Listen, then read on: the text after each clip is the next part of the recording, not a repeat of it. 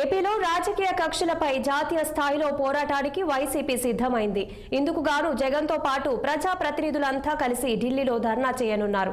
ఈ నెల 23న ఢిల్లీలో ధర్నా చేస్తామని మాజీ సీఎం వైసీపీ అధినేత జగన్మోహన్ రెడ్డి ప్రకటించారు. అలాగే ఏపీలో జరుగుతున్న దాడులు, అరాచక పాలనపై ప్రధాని మోదీతో సహా అందరినీ కలుస్తామన్నారు. రాష్ట్రంలో జరుగుతున్న దాడుల్ని వివరిస్తామని చెప్పారు. వినుకొండలో హత్యకు గురైన యువ కార్యకర్త రషీద్ కుటుంబాన్ని ఆయన పరామర్శించారు. రషీద్ తల్లిదండ్రులతో పాటు కుటుంబ సభ్యులకు అండగా ఉంటారని హామీ ఇచ్చారు.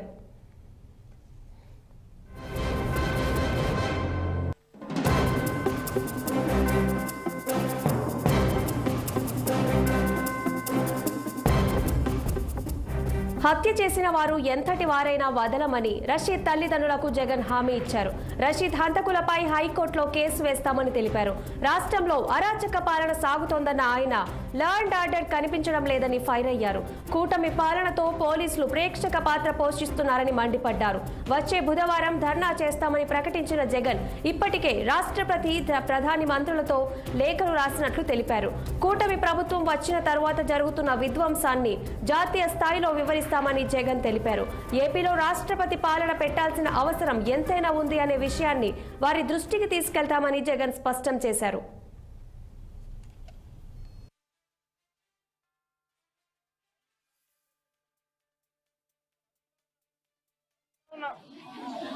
కేసు పెట్టారని అంటా ఉన్నారు, కేసు పెట్టామని అంటా ఉన్నారు, కేసు పెట్టామని అంటా ఉన్నారు. నేను అడుగుతా ఉన్నా, మరి కేసు పెట్టినప్పుడు ఈ కేసులో పూర్తిగా జిలాన్ అనే ఒక వ్యక్తి మీదనే కేసు పెట్టి వదిలేయడం ఏమిటి? ఈ ఫోటో ఏమిటి? ఈ ఫోటో కనపడటం లేదా? సాక్షాత్తు స్థానిక ఎమ్మెల్యే భార్యకు కేసు తినిపిస్తా ఉన్నాడు ఈ చంపిన వ్యక్తి, జిలాన్ అనే వ్యక్తి. అంటే వీళ్ళ మధ్య సంబంధాలు ఎంత బలంగా ఉన్నాయి అని చెప్పడానికి ఎంతకన్నా నిదర్శనాలు కావాలన్నా? తెలుగుదేశం పార్టీ ఎమ్మెల్యే భార్యకు కేక్ తినిపిస్తా ఉన్నాడు.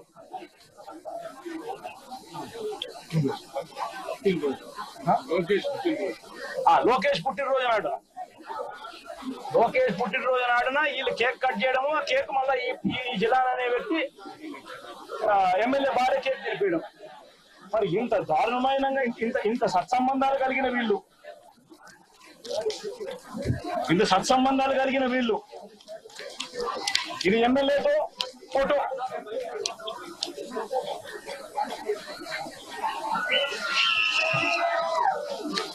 ఈ అయూబ్ ఖాన్ తో ఫోటోలు ఇవన్నీ.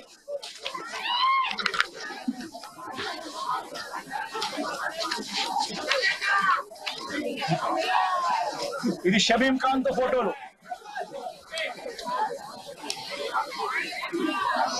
మరి వీళ్ళెవరు కేసులో ఎందుకు లేరు? వీళ్ళందరి మీద కేసు ఎందుకు పెట్టలేదు? ఇంతకన్నా అన్యాయం ఎక్కడైనా ఉంటుందా?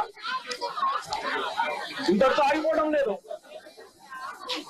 మిథున్ రెడ్డి విషయం కూడా నిన్న కూడా వీళ్ళంతా చూశారు మీ కళ్ళతో. సాక్షాత్తు ఒక సిట్టింగ్ ఎంపీ తన నియోజకవర్గంలో తాను తిరగకూడదా?